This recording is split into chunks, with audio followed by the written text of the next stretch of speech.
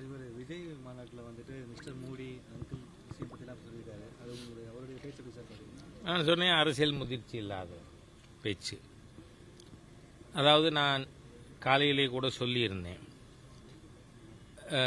விஜய் அவர்கள் இன்னும் கொஞ்சம் ஆழ்ந்து படிக்கணும், விஷயங்களை தெரிஞ்சுக்கிட்டு ரியாக்ட் பண்ணட்டும்.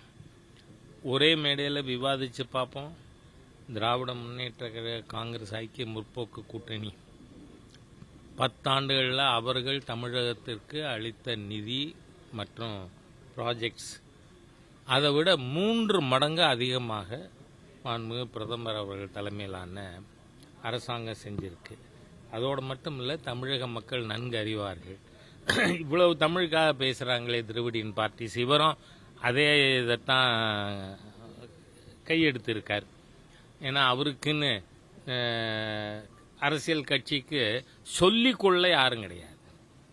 இப்போ பாரதிய ஜனதா கட்சின்னா ஜனசங்க காலத்திலிருந்து நாங்கள் தேசியவாதிகளாக ஆர்எஸ்எஸ்ல பயிற்சி பெற்று வந்திருக்கோம்.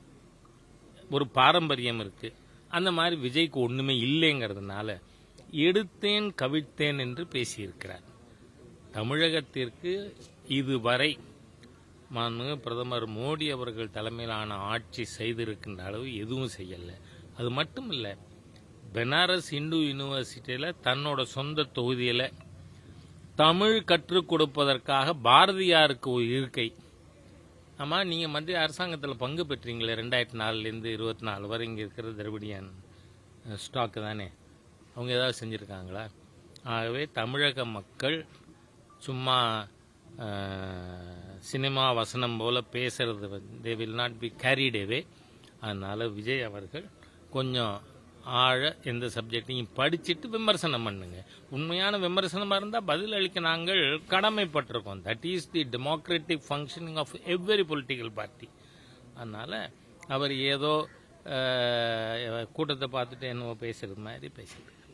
தாவேக்காவோட மாநாடு நேற்று நடந்து முடிஞ்சிருக்கு. கடந்த சில மாதங்களுக்கு முன்னாடி நடந்த முருகன் மாநாட்டையும் இந்த தாவேக்கா மாநாட்டையும் ஒப்பிட்டு அந்த சமூக வலைதளங்களில் காட்சிகள் போடுறாங்க.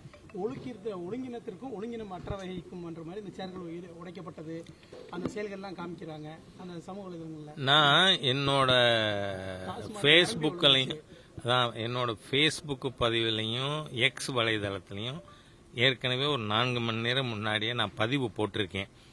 அங்கே எல்லா சேர்களும் அடுக்கி வைக்கப்பட்டு ஒரு குப்பை கூட இல்லாத ஒழுக்கமானவர்கள், தேசபக்தர்கள் எப்படி இருப்பார்கள்ங்கிறதுக்கு ஹிந்து முன்னணி ஏற்பாடு செய்திருந்த அந்த மாநாடு ஒன்று. இன்னொன்று நீங்கள் பார்த்தீங்கன்னா மொத்தம் ஊடக நண்பர்கள் போடுற பதிவு தான், 10,000த்திற்கும் மேற்பட்ட நாற்காலிகள் நொறுக்கப்பட்டன நேத்திக்கு தாவேக்கா. அதனால நீங்கள் பார்த்தீங்கன்னா அங்கே பாட்டில் கிட்டில் எல்லாம் கீழே செதறி கிடந்தது எல்லாம் நம்ம பார்க்குறோம். இப்படி ஒரு மாநாடு நடந்தாலே அந்த இடத்த அலங்கோலப்படுத்தின ஒரு கட்சி ஆட்சிக்கு வந்தால் தமிழ்நாடு எவ்வளோ அலங்கோலமாகுங்கிறத நேற்று தாவேக்கா மாநாடு மக்களுக்கு வெளிச்சம் போட்டு காட்டியிருக்கு. ஆகவே மக்கள் புரிந்து கொள்வார்கள், கட்டுப்பாடானவர்கள், தேசபக்தர்கள் ஆட்சிக்கு வரணும். ஒழுக்கக்கேடானவர்கள் சேரை போட்டு அடித்து நொறுக்கிற இல்லை டாஸ்மாக்கு. இப்போ நான் சாரசாரியாக மக்கள் டாஸ்மாக் போனதை பார்த்தேன் என் கண்ணால். நீங்கள் தான் எல்லாத்தையும் போட்டு மக்களுக்கு வெளிச்சத்துக்கு கொண்டுருங்க, அதுக்கு உங்களுக்கு ஒரு நன்றி. அந்த கட்சியெல்லாம் ஆட்சிக்கு வந்தால் தமிழ்நாடு நொறுங்கி போகும் சாமி. தயவு பண்ணி வேண்டான்னு தமிழக மக்கள் முடிவு பண்ணுவாங்க.